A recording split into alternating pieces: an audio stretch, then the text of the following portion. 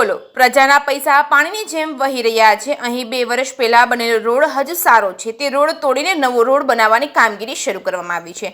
અમરેલી શહેરમાં આવેલા કામનાથ મંદિરના બેઠલા પુલથી લઈને ગાયત્રી મોક્ષધામ અને સાવરકુંડલા ફાટક સુધીનો રોડ 2 વર્ષ પહેલા તંત્ર દ્વારા બનાવવામાં આવ્યો છે। હવે તે રોડ હજુ સારો હોય તેમ છતાં તંત્ર દ્વારા રોડને તોડીને ફરી બનાવવામાં આવે। કહેવાય છે કીડીને કણ અને હાથીને મણ, એટલે જે અધિકારીઓને જેટલી જરૂરિયાત છે તે મળી ગયું છે। એટલે શું આમ જ જનતાના પૈસાનો વેડફાટ કરવાનો છે? અધિકારીઓને તો એવું તો શું થયું છે કે નવો બનેલો સારો સીસી રોડને તોડવાની જરૂર પડી છે? શું અધિકારીઓને પ્રજા અને સરકારના પૈસાનો બેફામ વેડફાટ કરી રહ્યા છે? નવાઈની વાત તો એ છે કે રોડ રસ્તા ખરાબ હોય ત્યાં વર્ષોથી રોડ હજુ બન્યા નથી, અને જો કોઈ માંગ કરે તો અધિકારીઓને ચૂંટેલા પ્રતિનિધિઓ એમ કહે છે હજુ ગ્રાન્ટ આવી નથી, રોડ મંજૂર થઈ ગયો છે, ટેન્ડર બાકી છે જેવા વાયદાઓ આપતા હોય છે।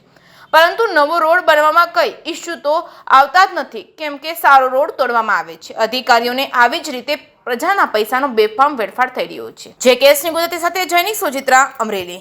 ખરેખર તો આ ભાજપના રાજમાં સમગ્ર ગુજરાત રાજ્યમાં ભ્રષ્ટાચારે માઝા મૂકી છે। ભાજપ સરકારના બનાવેલા રોડ 7 વર્ષની ગેરંટી પીરિયડવાળા હોય, જે 7 મહિના પણ ટકતા નથી।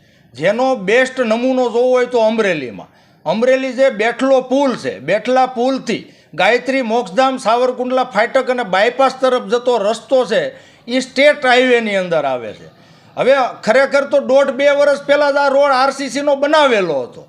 2 વર્ષ પહેલાં કરોડો રૂપિયાના ખર્ચે જે રોડ બનાવ્યો છે, જે રોડમાં કાંઈ તકલીફ નથી, એક ખાડો પણ પડ્યો નથી, માત્ર એજન્સીને પૈસા કમાવા અને ભાજપના નેતાઓના ખીચા ભરવા માટે આ સ્ટેટ હાઈવે છે, આ સ્ટેટ રોડ છે, એ 1 કરોડ ને 91 લાખ એટલે અંદાજે 2 કરોડ રૂપિયાનો મસ્ત મોટો ખર્ચો કરીને, લોકોના પબ્લિકના ટેક્સના પૈસાનો ખોટો વેડફાટ કરીને અમરેલી કાર્યપાલક ઇજનેર, સ્ટેટ વિભાગ, જે રાજ્ય સરકાર હસ્તકમાં જે રોડ આવે છે, એ રોડ હારો રોડ તોડીને નવો રોડ તોડીને ખીચા ભરવાનું કામ આજે અમરેલીની અંદર આ ભાજપના રાજમાં છે એ થઈ રહ્યું છે।